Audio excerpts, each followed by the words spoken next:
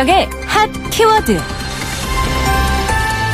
가장 뜨겁고 궁금한 국제 이슈를 분석하는 시간입니다. 문희정 국제정치평론가 전화 연결돼 있습니다. 안녕하십니까?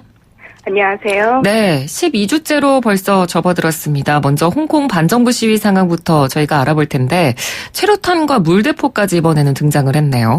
네, 그렇습니다. 지난 주말 내내 홍콩에서는 여전히 범죄인 인도 법안 반대 집회가 열렸는데요.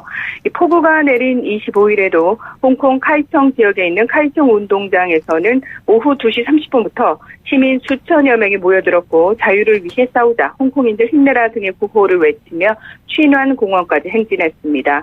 이 과정에서 소규모 강경파 시위대가 승인되지 않은 경로로 진입해 바리케이트를 치면서 경찰과 대치하는 상황이 벌어졌는데요.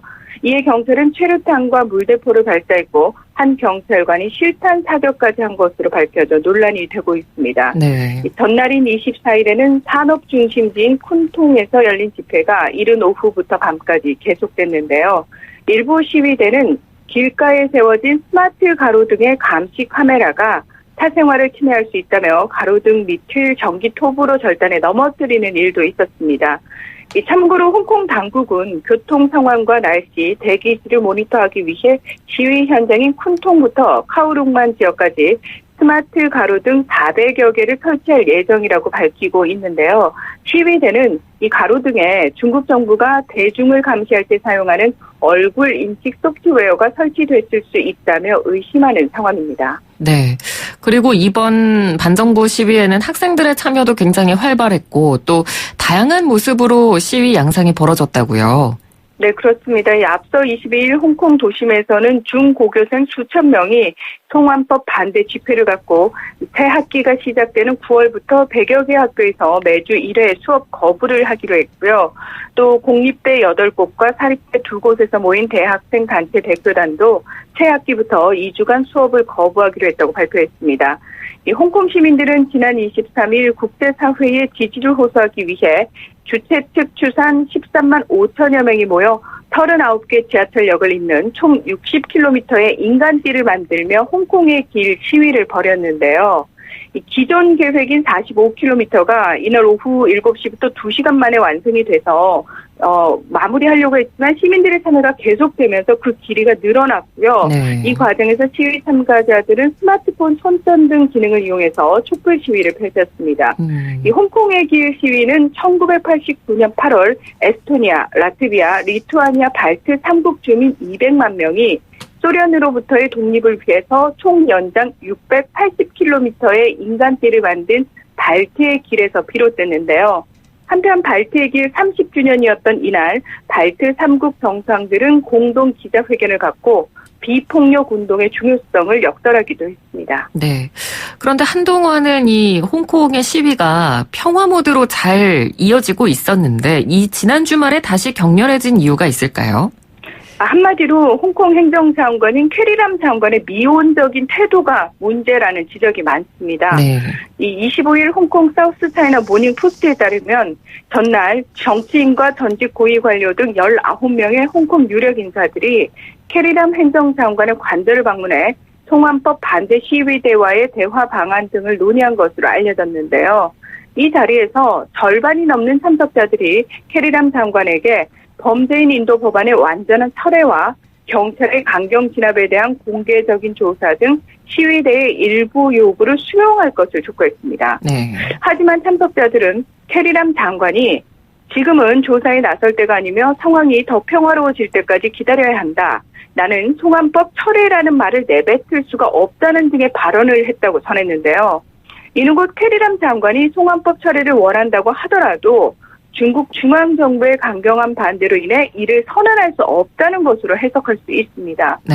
이 한편 약 200명에서 300명의 경찰 가족들이 캐리람 장관 또는 행정장관실 관계자에게 폭력적 시위 진압 조사 등을 요구하는 서한을 전달하려고 했지만 실패한 것으로 드러났는데요.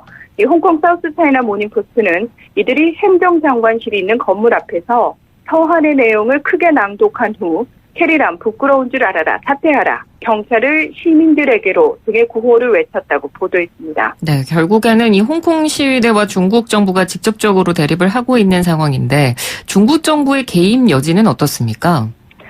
여전히 그 시위가 격화될수록 중국 정부의 개입 명분을 준다는 지적이 많아서요.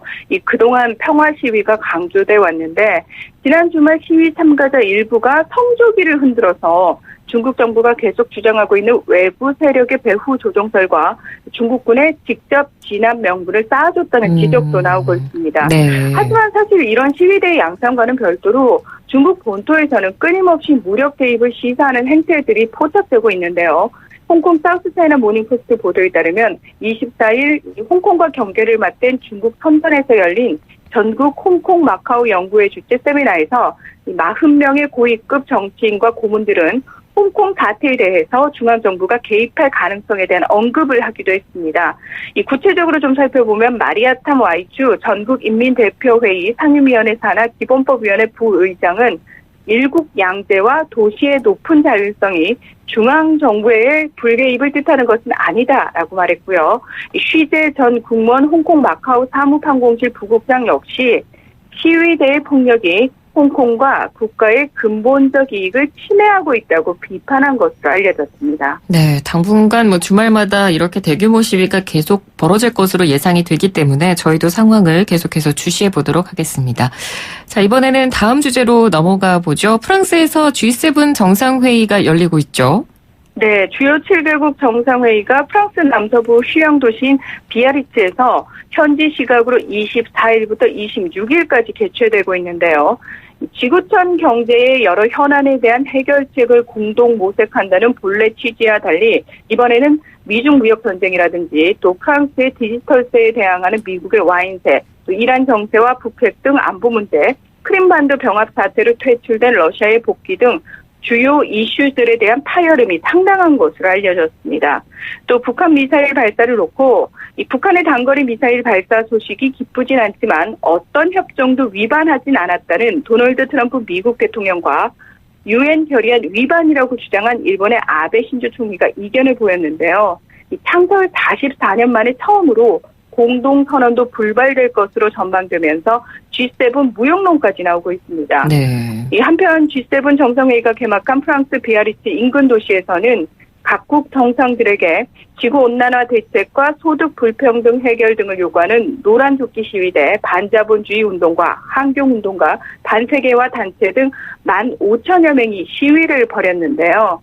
이 프랑스 현지 당국은 시위대가 얼굴을 가리고 있고 무기로 사용될 수 있는 물품을 소지했다는 이유로 물대포와 체류가스를 사용하고 68명을 체포 및 구금한 것으로 전해졌습니다. 네. 지난해에도 트럼프 대통령 대 나머지 정상들의 대립구도가 형성이 돼서 논란이 일었던 걸로 기억을 하는데 올해도 비슷한 양상이라면서요. 네, 그렇습니다. 한마디로 유럽의 다자주의와 트럼프 대통령의 자국 우선주의가 또다시 맞붙은 상황이라고 할 수 있습니다. 네. 이 본격적인 개막 전에 프랑스의 에마뉴엘 마크롱 대통령과 트럼프 대통령이 깜짝 오찬 회동을 가졌는데요.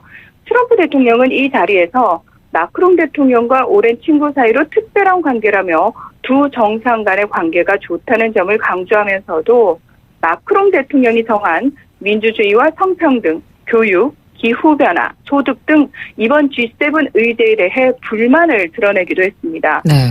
이에 대해서 트럼프 정부의 고위 관리들은 이번 G7 정상회의 의제가 각국을 어려움으로 몰아넣고 있는 세계 경제나 국가 안보의 문제보다 지역적인 문제에 치중돼 있다면서 트럼프 행정부와의 의견 충돌을 강조하기 위한 주제들이라고 불평했는데요.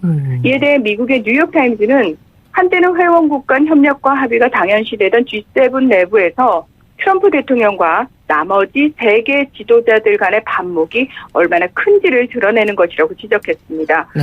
워싱턴 포스트 역시 G7 지도자들은 트럼프 대통령에 대한 우려 속에 이번 회의가 조용하고 생산적인 모임이 되길 희망하고 있다고 보도를 했고요. 미 인터넷 매체인 악시오스는 심지어 트럼프 대통령을 최고 방해자라고 칭한 뒤에 이번 G7 회의를 통해 분열이 곧 규칙이 될 것이라고 전망했는데요. 이에 대해 트럼프 대통령은 25일 트위터를 통해서 우리는 좋은 회동을 하고 있으며 지도자들과 매우 잘 지내고 있다며 언론 보도를 역겨운 가짜 뉴스라고 일축했습니다. 네. 그리고 또 이번 회의에서는 지금 3주째 화제가 계속되고 있는 아마존에 대한 언급도 나왔다고요? 네, 개막 전부터 프랑스의 마크롱 대통령은 이 아마존 열대우림 화재를 기후변화의 시급한 과제로 다루겠다고 밝힌 바 있는데요. 네. 이 G7 정상들은 25일 열린 회의에서 아마존에서 번지고 있는 대규모 산불의 진화와 추후 복구를 위해 브라질 정부를 지원하기로 했다고 발표했습니다. 앙겔라 메르켈 독일 총리도 앞으로 독일과 다른 나라들이 브라질을 설득해서 산불 진화 뒤에는 이를 다시 복구하도록 설득하겠다고 말했는데요.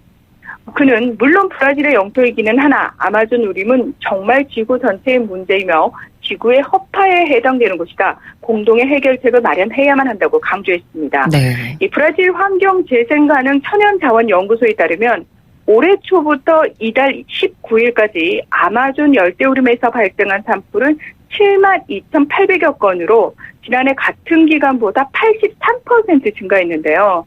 이 전문가들은 중국이 수입하는 쇠고기와 콩을 재배하기 위해 숲을 태우다가 대규모 화재로 번졌다고 지적하면서 자이르 보우소나루 브라질 대통령의 개발 우선 정책이 근본 원인이라고 비판하고 있습니다. 네. 또 이번에는 이란 외무장관이 이번 회의를 깜짝 방문했다. 이런 소식도 들려왔는데 이 자리에서는 어떤 이야기들이 오갔습니까? 네, 현지 시각으로 25일 모하마드 자바드 자리프 이란 외무장관이 G7 정상회담이 열리는 비아리츠를 방문해서 장이브 르드리앙 프랑스 외무장관 그리고 마크롱 대통령과 면담을 한 후 영국, 독일 정부 당국자들과 핵합의 파기 위기 해법을 논의하고 돌아간 것으로 알려졌는데요. 이 당초 이란 외무장관이 G7 회담장에 나타났다는 얘기가 돌자 혹시 미국과 이란 간에 예정에 없던 대화가 있을지 모른다는 기대감이 퍼졌지만 결국 회담은 성사되지 않았습니다. 네. 하지만 자리프 장관은 자신의 트위터에 원탁 테이블에 마크롱 대통령 등과 마주 앉아 대화하는 사진 2장을 공유하고는 이 건설적인 대화를 위한 이란의 적극적인 외교는 계속된다는 글을 올렸는데요. 이란 핵합의 유지를 위해서 이란과 미국을 상대로 설득 외교를 벌여온 마크롱 대통령은 이 G7 정상회담 개막 직전인 지난 23일에도 자리프 장관을 엘리제궁으로 초청해 이란에 대한 제재 완화 등 경제적 보상책을 제안하고 그 대가로 이란이 핵합의를 복귀하고 의무사항 등을 준수해 줄 것을 촉구한 바 있습니다. 한편 로이터 통신은 만찬장에서 나머지 6개 나라 정상들이 이란 제재를 완화하는 방안을 놓고 트럼프 대통령을 설득했지만 실패했다고 전하기도 했습니다. 네, 오늘 말씀 잘 들었습니다. 고맙습니다. 고맙습니다. 네, 지금까지 문희정 국제정치평론가였습니다.